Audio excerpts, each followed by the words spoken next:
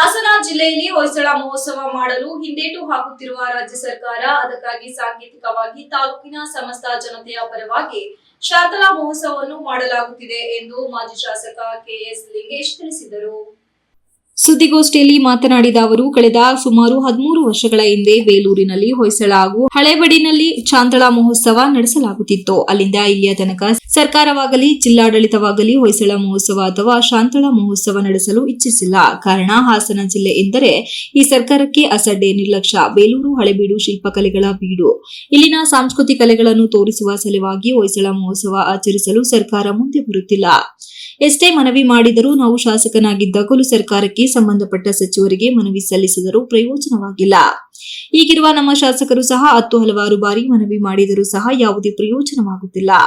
ಆದ್ದರಿಂದ ಹಳೇಬೀಡು ಭಾಗದ ಜನತೆಗೆ ಸಾಂಕೇತಿಕವಾಗಿ ಹಳೆ ಸಂಸ್ಕೃತಿಗೆ ಒತ್ತು ನೀಡುವ ದೃಷ್ಟಿಯಿಂದ ಇದೇ ಡಿಸೆಂಬರ್ 22, 23ರಂದು 2 ದಿನಗಳ ಹಳೇಬೀಡಿನ ಕರ್ನಾಟಕ ಪಬ್ಲಿಕ್ ಸ್ಕೂಲ್ ಆವರಣದಲ್ಲಿ ಪುಷ್ಪಗಿರಿ ಸಂಸ್ಥಾನದ ಶ್ರೀ ಶ್ರೀ ಸೋಮಶೇಖರ ಶಿವಾಚಾರ್ಯ ಮಹಾಸ್ವಾಮಿಗಳ ಅಧ್ಯಕ್ಷತೆಯಲ್ಲಿ ಅಂಬೇಡ್ಕರ್ ವೃತ್ತದಿಂದ ಹೊಯ್ಸಳ ವೃತ್ತದವರೆಗೆ ಸಾಂಸ್ಕೃತಿಕ ಮೆರವಣಿಗೆ ಮಾಡಲಾಗುವುದು. ಅಂದು ಶಾಂತಲಾ ವೇದಿಕೆ ಸ್ಥಳೀಯ ಕಲಾವಿದರಿಂದ ವಿಶೇಷ ಕಾರ್ಯಕ್ರಮ ಉದ್ಘಾಟನೆ ನೆರವೇರಲಿದೆ.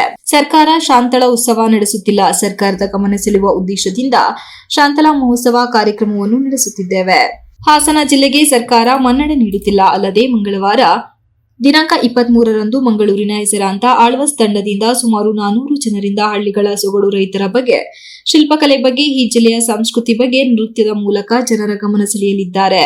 ಹಳೇಬೀಡು ಗ್ರಾಮ ಪಂಚಾಯಿತಿ ತಾಲೂಕಿನ ಪ್ರಗತಿಪರ ಸಂಘಟನೆಗಳು, ಸ್ತ್ರೀಶಕ್ತಿ ಸಂಘದ ಮಹಿಳೆಯರು, ಯುವಕರ ಸಹಕಾರದಿಂದ ನಡೆಯಲಿದೆ. ಈ ಕಾರ್ಯಕ್ರಮವು ಪಕ್ಷಾತೀತವಾಗಿ ನಡೆಯಲಿದ್ದು ಯಾವುದೇ ರಾಜಕೀಯ ವೇದಿಕೆ ಅವಕಾಶವಿಲ್ಲ ಎಂದರು. ಶಾಂತಲಾ ಮಹೋತ್ಸವದ ವಸ್ತು ಪ್ರದರ್ಶನ ಸಮಿತಿ ಅಧ್ಯಕ್ಷ ಬಸವರಾಜ್ ಮಾತನಾಡಿ, 2 ದಿನ ನಡೆಯುವ ಅದ್ದೂರಿ ಕಾರ್ಯಕ್ರಮಕ್ಕೆ ಸ್ತ್ರೀಶಕ್ತಿ ಸಂಘದವರಿಂದ ವಸ್ತು ಪ್ರದರ್ಶನ ಹಾಗೂ ಮಾರಾಟದ ಮಳಿಗೆಗಳು ಇರುತ್ತವೆ. ಕಾರ್ಯಕ್ರಮಕ್ಕೆ ಮಾಜಿ ಶಾಸಕ ಕೆಎಸ್ ಲಿಂಗೇಶ್ ಮಹೋತ್ಸವದ ಅಧ್ಯಕ್ಷತೆ, ಸ್ಥಳೀಯ ಶಾಸಕ ಎಚ್ಕೆ ಸುರೇಶ್ ಕಾರ್ಯಕ್ರಮ ಉದ್ಘಾಟನೆ ಮಾಡಲಿದ್ದಾರೆ. ಜಿಲ್ಲಾ ಕಾಂಗ್ರೆಸ್ ಅಧ್ಯಕ್ಷ ಇಎಚ್ ಲಕ್ಷ್ಮಣ್, ಕಾಂಗ್ರೆಸ್ ಮುಖಂಡ ಗ್ರೈನೇಟ್ ರಾಜಶೇಖರ್, ವೈಎನ್ ಕೃಷ್ಣೇಗೌಡ ಉಪಸ್ಥಿತಿಯಲ್ಲಿರುತ್ತಾರೆ. ನಾಡಿನ ಹೆಸರಾಂತ ಮಿಮಿಕ್ರಿ ಗೋಪಿ ರಂಜಿಸಲಿದ್ದು, ಕರ್ನಾಟಕ ರೈತ ಸಂಘದಿಂದ ರೈತರ ದಿನದ ಕಾರ್ಯಕ್ರಮವನ್ನು ನಡೆಸಲಾಗುತ್ತಿದೆ. 2ನೇ ದಿನ ಆಳ್ವಾಸ್ ತಂಡದಿಂದ ವಿವಿಧ ಕಾರ್ಯಕ್ರಮದ ಜೊತೆಗೆ ಆಳ್ವಾಸ್ ಸಂಸ್ಥೆ ಮುಖ್ಯಸ್ಥರಾದ ಮೋಹನ್ ಆಳ್ವಾ ಅವರಿಗೆ ಸನ್ಮಾನ ಇರುತ್ತದೆ. ಶಾಲಾ ಕಾಲೇಜು ಮಕ್ಕಳು ಭಾಗವಹಿಸಲಿದ್ದಾರೆ ಎಂದರು.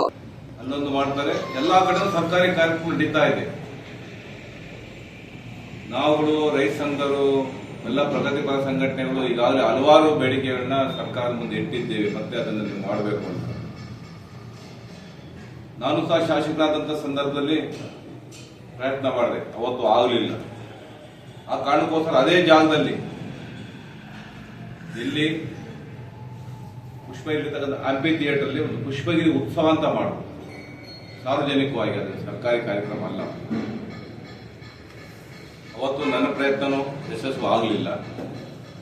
ಈಗಿನ ಶಾಸಕರು ಸಹ ಕಳೆದ 2 ವರ್ಷಗಳಿಂದಲೂ ಸಹ ಸರ್ಕಾರದ ಮೇಲೆ ಒತ್ತಡ ಆಗ್ತಿದ್ದಾರೆ. ಜಿಲ್ಲಾಡಳಿತ ಸರ್ಕಾರಿ ಕಡೆ ಕಿವಿ ಕೊಡಲಿಲ್ಲ.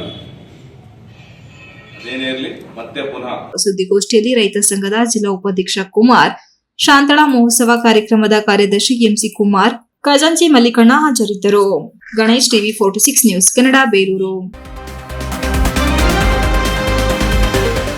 You are watching TV 46 News Kannada.